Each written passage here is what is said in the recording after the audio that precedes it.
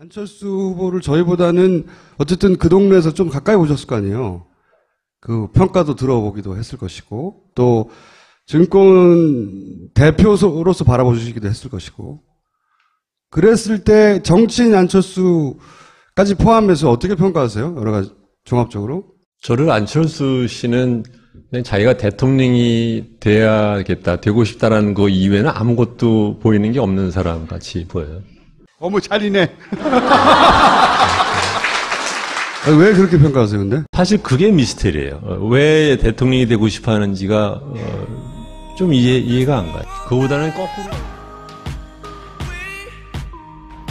마침 이 시국하고 관련해서 안철수 후보의 BW 문제 가지고 그 민주당에서는 문제 삼고 국민의당에서는 뭐 그게 큰 문제 아니다라고 답하고, 그리고 또 전문가들도 그게 그 당시는 불법이 아니었다고 말하고, 그러니까 이게 문제가 되는 겁니까? 안 되는 겁니까?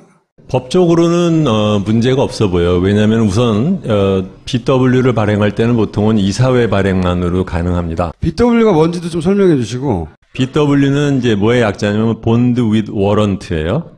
본드라는 것은 채권이고 워런트는 그러니까 말하자면 보장을 받았다라는 뜻이거든요. 그러니까 보통은 어떻게 쓰는 거냐면 채권을 발행할 때 내가 돈을 빌려준다고 하지만 플러스 나중에 주식을 살 수 있는 권리가 붙어 있어요. 네, 그래서 나중에 이걸 띄어서 팔 수도 있는 건데, 그러니까 이제 안철수 씨가 그 당시 안랩에서 비상장 기업일 때 그 당시 지분이 한 30 몇 % 갖고 있었고, 삼성 SDS가 20%, 산업은행이 20%, 뭐 다른 LG 창투가 10몇 % 이렇게 갖고 있었는데 3억을 들여서 지분의 20%를 늘려요.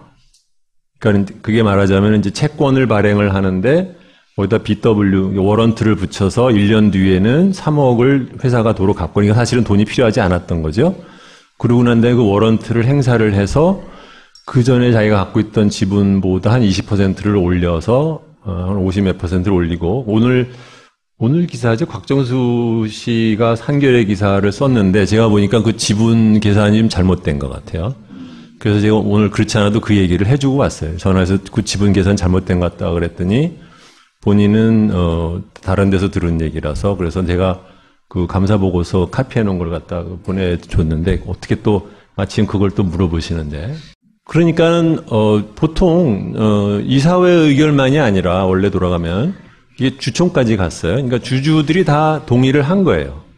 그렇죠? 그러다면 그 주주는 산업은행이라든가 뭐 SDS라든가 이런 사람들이 있었기 때문에 굳이 그 사람들이 무슨 뭐 그 협박을 당하거나 아니면은 무슨 이해관계에 무슨 충돌이 있어서 그럴 것 같지는 않은데, 그러면 왜 중요한 것은 왜 그러면 그 사람들은 안철수가 20%의 지분을 3억만으로 올리는 것을 허용을 했을까? 네.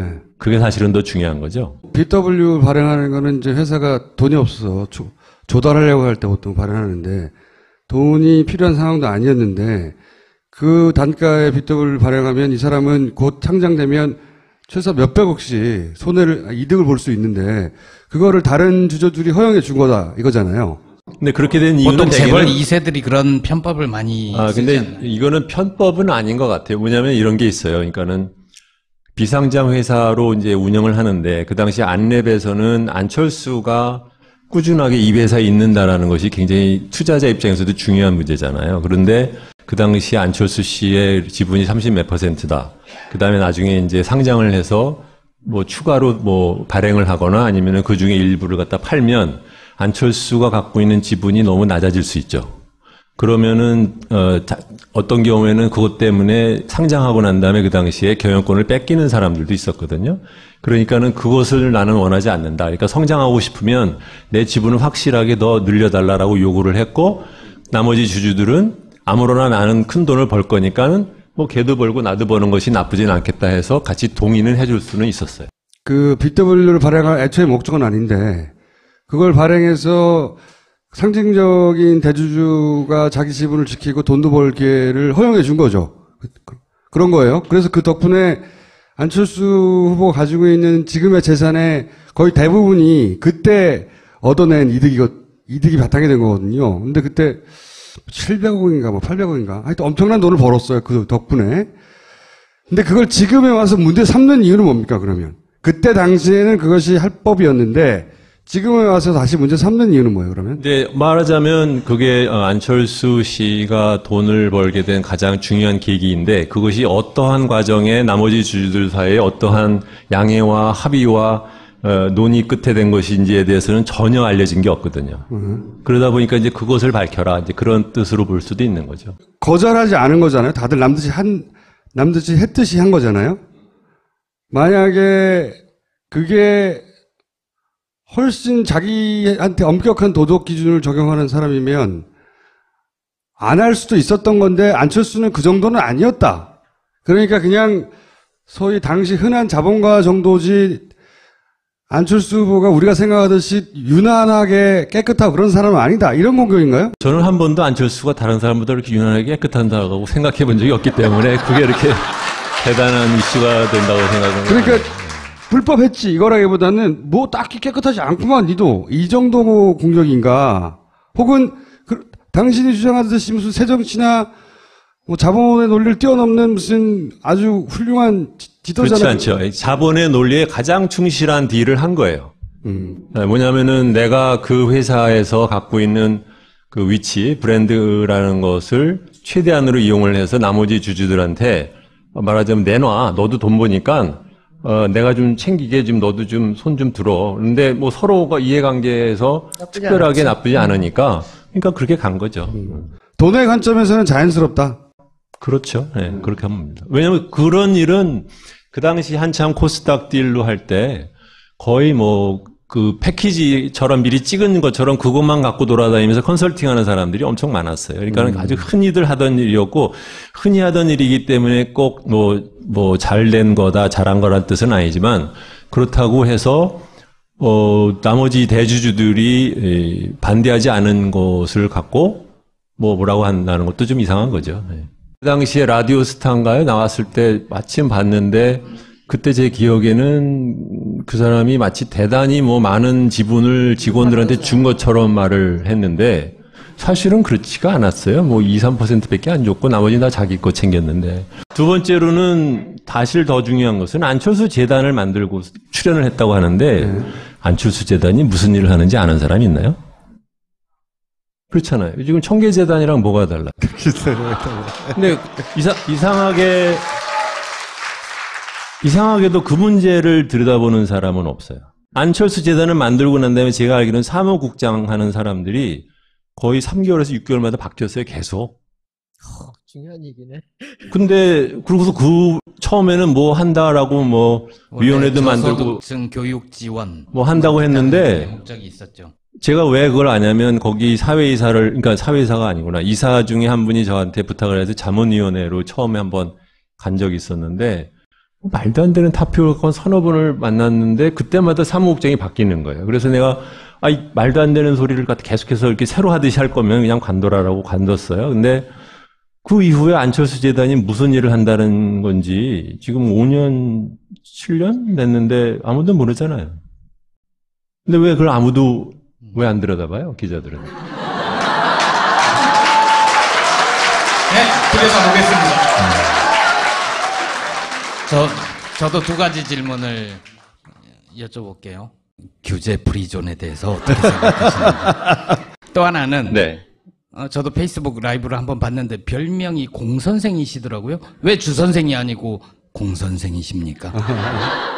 공선생이라는 별명은 옛날에 한겨레 신문 논설 주관하시던 김선주 씨가 저랑 잘 아는데 그분이 저한테 붙여준 별명이세요. 네, 그래서 근데 네. 뭐 자꾸 아까도 지금 김어준 씨가 설명을 잘못하셨는데 제가 하기를 하지 않았어요. 그렇기 때문에 근데 사람들이 입에 익어가지고 자꾸 주박사 그러고 소년께서 자꾸 주박사라고 하시는데 박사님 아니세요? 네, 입에 익은 그 어투를 바꿔드리기 위해서 네. 그래서 공선생으로 불러주세요라고 얘기를 한 것이고 빌공짜인가요? 만들어주신 분은 그렇게 설명을 해요. 네.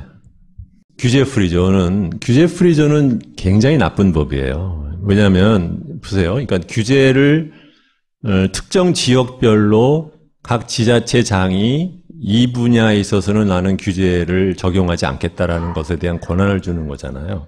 그러면은 전국적으로 우리가 만든 규제의 전체적인 일관성이라든가 안전성에 대한 담보는 건 누가 어떻게 할 거냐라는 그 안전장치가 전혀 없어요. 네. 두 번째로는 만약에 규제를 그렇게 풀어둘 것이 중요하다고 하면 그러면 그것은 정치인들이 중앙정부에서 거기서 해야지 어떻게 각자 알아서 해보라라는 쪽으로 가는 것은 굉장히 위험한 거거든요. 근데 세 번째로는 이건 여러분들도 아시겠지만 규제 프리존을 제일 푸시했던 데가 누구였느냐? 정경련이에요. 네. 네. 이승철인가? 그 사람, 그 부회장이라는 사람이 돌아다니면서 지자체장한테 도장 받아가지고 돈 돌아다니는 법인데, 근데 꼭 뭐 그 사람이 한다고 다 나쁜다는 것은 누구는 아니겠지만, 어디, 기업별로 그 규제를 풀어달라는 게 달라요. 그러니까 그것이 이거는 너무 눈 가리고 아웃. 보세요. 그러니까 대기업이 각 지자체장과 지자체의 의회를 자기가 원하는 분야만 살짝 골라서 따먹기 얼마나 좋은 거잖아요. 굉장히 위험한 것인데. 예를 들면 어느 지역에서 화장품을 만드는데 기능성 화장품에 대한 규제를 풀어달라는 거예요. 그러면 거기서 기능성 화장품은 표기가 굉장히 복잡합니다. 그럼 이것이 들어있지 않고 이 성분이 없어도 된다라는 그런 법이 거기서 생겨나면 그 화장품은 어디서 팔려요? 전국으로 팔리잖아요. 근데 지금 말하다 보니까 김어준 씨 눈이 지금 작아졌어요. 아니, 규제 프리존 법안은 대단히 중요하거든요. 네, 지금 중요하죠. 네. 두 유력한 후보 중에 한 명은 찬성하고 한 명은 반대하거든요. 그건 진짜 잘못된 법입니다. 안철수 후보를 저희보다는 어쨌든 그 동네에서 좀 가까이 보셨을 거 아니에요. 그 평가도 들어보기도 했을 것이고, 또 증권 대표로서 바라보시기도 했을 것이고, 그랬을 때 정치인 안철수까지 포함해서 어떻게 평가하세요? 여러 가지 종합적으로? 저를 안철수 씨는 그냥 자기가 대통령이 돼야겠다, 되고 싶다라는 거 이외에는 아무것도 보이는 게 없는 사람 같이 보여요. 어머, 잘이네. 왜 그렇게 평가하세요, 근데? 사실 그게 미스테리예요. 왜 대통령이 되고 싶어 하는지가 좀 이해가 안 가요. 그거보다는 거꾸로 이렇게 보시는 게 어떨까 싶어요. 지금 여권에서 후보로 내는 사람의 그 역사를 보세요. 이해창,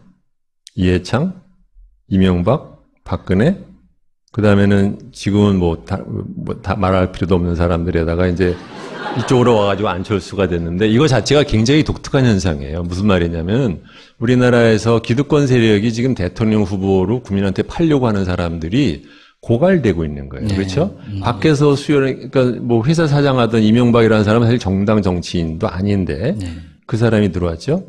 그 다음에 이제 맨 마지막으로 남은 게, 그러니까는 박근혜, 그러니까 박정희 딸이라고 한번 그야말로 이제 써먹었는데 문제는 그 사람들이 됐다라는 거잖아요. 그러니까 지금 뭐, 아까도 뭐 이해찬 씨 얘기도 하시고 뭐 이렇게 하는데 독특한 건 뭐 정청래 씨도 마찬가지인데 정책 얘기 안 하죠. 주요 말하자면 일종의 말하자면 영화 뭐 캠페인 하듯이 흥행하듯이 이런 쪽으로만 쭉 얘기를 하는데 문제는 그렇게 해봤자 결국은 졌었단 말이죠. 지금도 사실은 저쪽이 저렇게 돼서 그렇지 뭐 어떻게 누가 알아요? 반기문이 소위 박근혜 저렇게만 되지 않았다고 하면 어떤 식으로 됐을지 모른단 말이죠. 그렇기 때문에 이제 왜 이런 말씀을 드리냐면은 안철수는 안철수를 보면 안 된다고 봐요. 예. 여당에서 자꾸 누군가를 국민한테 내놓고 국민들한테 이제 속이고 싶어하는 것이 점점점 고갈돼가는 과정의 하나로 보는 것이 더 낫지 않나 저는 그렇게 생각합니다. 자유한국당 후보도 아니고 바른정당 후보도 아니고 민주당에서 떨어져 나간 분들 국민의당의 후보잖아요. 근데 지금 거침없이 여당 후보라고 말씀하신 거는 특별한 이유가 있나요? 아니 결국은 자기를 지지한 만약에 안철수 씨가 대통령이 된다고 하면 자기를 지지한 사람들의 목소리를 듣지 않을 수가 없죠. 그렇잖아요. 그렇다면 결국은 사후적으로는 여당 후보 그러니까 우리 사회 기득권 세력의 지지를 받는 사람이다. 그렇죠. 그 말씀이신 거죠? 네. 그거는 이제 무슨 말씀인지 알겠고, 안철수 후보 개인으로는 겪어본 바로는 어떻게 평가하시냐가 제가 궁금한 거였어요. 개인적으로 겪어본 적은 없어요. 그래요? 그냥 보기만 했는데 네, 보기만. 되도록이면 보면 이제 돌리니까 채널을 그러니까 보았다고 할 수는 없죠. 네. 증권업계에 계시면서나 이렇게 가까이 했던 사람들의 이야기나 간접적으로 들어본 적은 없어요? 사실은 제가 그쪽 당에 가 있는 제 친구들이 많아요. 가장 중요한 두 분이 가장 친한 친구예요. 근데 이상하게 우연치 않게 이제 두 사람이 다 각각 다른 이유로 가 있는데, 제가 싫어하는 걸 아니까 저한테 되도록이면 얘기를 안 해요. 사실, 저번 선거 때, 안철수가 뭐 같이 합치고 난 다음에 조금만 다르게 행동했어도 국민이 5년을 이렇게 고생을 안 했을 거예요. 저는 그 면에서는 그 사람을 도저히 용서할 수 없어요. 본인은 최선을 다했대잖아요. 20몇 차례 선거 유세 다니고 막판에 목도리도 눌러주고 할 거 다 했는데 왜 뒤늦게 나를 비난하냐 이렇게 5년 후, 얘기하잖아요. 5년이 안 됐죠. 요번에는 아마 선거 날 떠나지 않고 선거 다음 날 떠날 것 같아요. 예. 아니, 저희는 이제 책 얘기만 하고 살짝 물어보려고 그랬더니 뭔가 저격수가 날아왔어. 저격수예요. 저는 그때 청문회 날 한국 재벌이 조폭과 같아서 예, 아니, 그러니까, 말이 아니, 그 튀어나오게 왜, 만든, 예. 다시 한번 얘기해달라고 했던 거 있잖아요, 왜. 이완구 의원이 예. 그때 몇 번의 질문을 그 사람이 이 주 선생이 누군 줄 알았으면 그 질문을 하면 안 되는 거죠. 거기서부터 이 사람 막 당황하면서 이제 조폭 얘기 나오고 이제 딱 작정을 한 거예요. 그래서 제가 얼마나 차분하게 죽이느냐 하면은 이 독설이 흥분하지 않아요. 그리고 딱 이러고서 있는데 아유, 제가 오늘 죽었구나 생각이 딱 들더라고.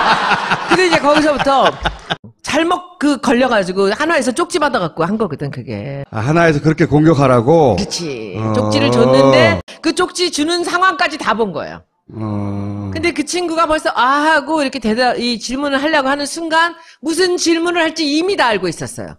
그리고 이제 준비를 딱 하고 팔을 탁 기대더니 얼굴이 더 싸늘해지면서 이제 그러면서 한국 재벌들이 조폭과 같다가 쭉 나온 답변이 나오고 그거 하나로 책까지 내신 거 아니에요 지금? 그리고 이 책을 그렇게 무리하게 낸 이유가 저는 대통령 후보가 되시는 분들이 이 책을 꼭 봤으면 좋겠어요. 그리고 이 얘기가 너무 좋잖아요. 사립 공립이 중요한 게 아니라 왜 사립하는 사람들한테 아부를 하느냐. 그리고 집 가까이에 좋은 유치원이 있으면 되는 거지. 아니, 이 페이스북 자체가 굉장히 크게 화제가 됐어요. 내용이. 당시에 안철수 후보가 한 발언이 뭐가 잘못인지 정확하게 바로 집어줘가지고 크게 화제가 됐고요. 인연이 되게 중요하거든요. 네. 누가 나를 이 자리에 데려왔는가. 근데 아까 말씀에는 김종인 의원이 같이 하자 해서 오셨다는 거 아니에요? 네. 김종인 의원 나갔잖아요. 네.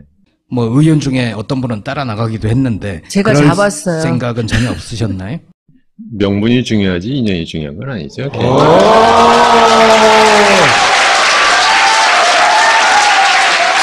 근데 왜 듣다 보니까 정치하시면 진짜 잘하실 것 같은데 지난 총선 때 아니 근데 저는 정치 쪽은 안. 이해찬 총리의 젊은 시절이 약간 보이는 듯한 막 후드로 패는 거 말로 안 사셔도 되니까 서문이랑 그 에필로그를 이렇게 서점 갔을 때 보시면 제가 왜 책 쓰기 싫어했는지 아니면 정치 같은 거 생각 안 하는지를 어제 잠깐 써놨어요. 에필로그에 써놨어요. 이대로 살다 죽으려고 그랬는데 잘못 끌려 나와가지고. 주 선생님을 다음에 꼭 다시 한번 모시는 걸로 예약해 놓고 쉽지 않을 거예요.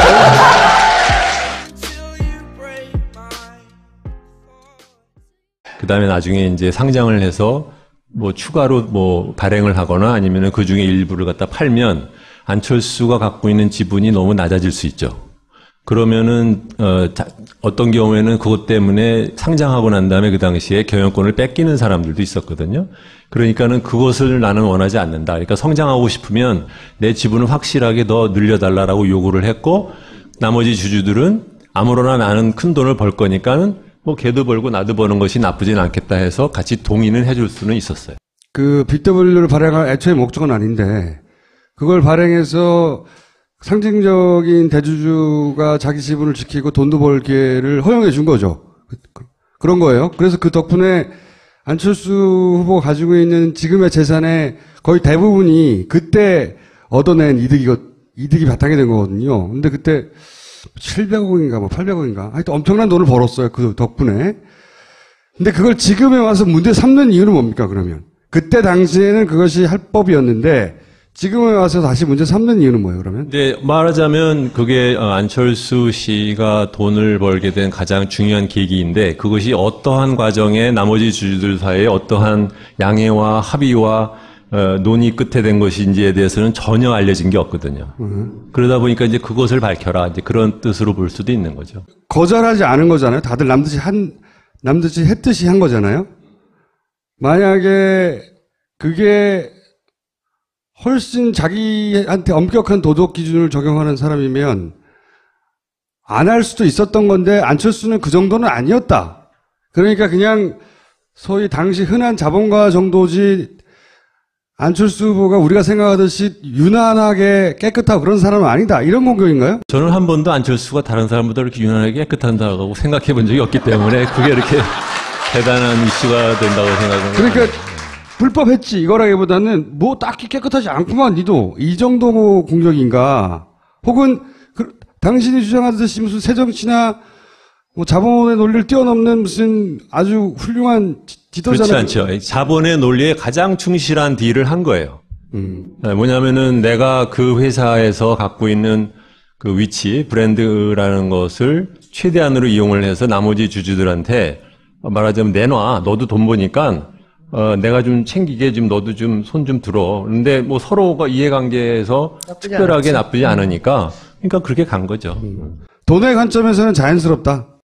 그 감사 보고서 카피해 놓은 걸 갖다 보내줬는데 어떻게 또 마침 그걸 또 물어보시는데 그러니까는 보통 이사회 의결만이 아니라 원래 돌아가면 이게 주총까지 갔어요. 그러니까 주주들이 다 동의를 한 거예요. 그렇죠? 그러다면 그 주주는 산업은행이라든가 뭐 SES라든가 이런 사람들이 있었기 때문에 굳이 그 사람들이 무슨 뭐 그 협박을 당하거나 아니면은 무슨 이해관계에 무슨 충돌이 있어서 그럴 것 같지는 않은데 그러면 왜 중요한 것은 왜 그러면 그 사람들은 안철수가 20%의 지분을 3억만으로 올리는 것을 허용을 했을까? 네. 그게 사실은 더 중요한 거죠. BW 발행하는 거는 이제 회사가 돈이 없어서 조달하려고 할 때 보통 발행하는데 돈이 필요한 상황도 아니었는데 그 단가의 BW 발행하면 이 사람은 곧 상장되면 최소 몇백억씩 이득을 볼 수 있는데 그거를 다른 주주들이 허용해 준 거다 이거잖아요. 근데 그렇게 된 이유는 보통 재벌 2세들이 그런 편법을 많이 근데 쓰잖아요. 이거는 편법은 아닌 것 같아요. 뭐냐면 이런 게 있어요. 그러니까는 비상장 회사로 이제 운영을 하는데 그 당시 안랩에서는 안철수가 꾸준하게 이 회사에 있는다라는 것이 굉장히 투자자 입장에서도 중요한 문제잖아요. 그런데 그 당시 안철수 씨의 지분이 30몇 %다. 이제 뭐의 약자냐면 본드 with 워런트예요. 본드라는 것은 채권이고 워런트는 그러니까 말하자면 보장을 받았다라는 뜻이거든요. 그러니까 보통은 어떻게 쓰는 거냐면 채권을 발행할 때 내가 돈을 빌려준다고 하지만 플러스 나중에 주식을 살 수 있는 권리가 붙어 있어요. 네, 그래서 나중에 이걸 띄어서 팔 수도 있는 건데 그러니까 이제 안철수 씨가 그 당시 안랩에서 비상장 기업일 때 그 당시 지분이 한 30몇 % 갖고 있었고 삼성 SDS가 20%, 산업은행이 20%, 뭐 다른 LG 창투가 10몇 % 이렇게 갖고 있었는데 3억을 들여서 지분의 20%를 늘려요. 그러니까 그게 말하자면 이제 채권을 발행을 하는데 거기다 BW 워런트를 붙여서 1년 뒤에는 3억을 회사가 도로 갖고 그러니까 사실은 돈이 필요하지 않았던 거죠. 그러고 난 다음에 그 워런트를 행사를 해서 그 전에 자기가 갖고 있던 지분보다 한 20%를 올려서 한 50몇 %를 올리고 오늘 기사죠. 곽정수 씨가 한겨레 기사를 썼는데 제가 보니까 그 지분 계산이 좀 잘못된 것 같아요. 그래서 제가 오늘 그렇지 않아도 그 얘기를 해주고 왔어요. 전화해서 그 지분 계산 잘못된 것 같다 그랬더니 본인은 다른 데서 들은 얘기라서 그래서 제가 안철수 후보를 저희보다는 어쨌든 그 동네에서 좀 가까이 보셨을 거 아니에요. 그 평가도 들어보기도 했을 것이고 또 증권 대표로서 바라보시기도 했을 것이고 그랬을 때 정치인 안철수까지 포함해서 어떻게 평가하세요? 여러 가지 종합적으로? 저를 안철수 씨는 그냥 자기가 대통령이 돼야겠다, 되고 싶다라는 거 이외에는 아무것도 보이는 게 없는 사람 같이 보여요. 어머, 잘이네. 왜 그렇게 평가하세요, 근데? 사실 그게 미스테리예요. 왜 대통령이 되고 싶어 하는지가 좀 이해가 안 가요. 그거보다는 거꾸로. 마침 이 시국하고 관련해서 안철수 후보의 BW 문제 가지고 그 민주당에서는 문제 삼고 국민의당에서는 뭐 그게 큰 문제 아니다라고 답하고, 그리고 또 전문가들도 그게 그 당시는 불법이 아니었다고 말하고, 그러니까 이게 문제가 되는 겁니까? 안 되는 겁니까? 법적으로는 문제가 없어 보여요. 왜냐하면 우선 BW를 발행할 때는 보통은 이사회 발행만으로 가능합니다. BW가 뭔지도 좀 설명해 주시고. BW는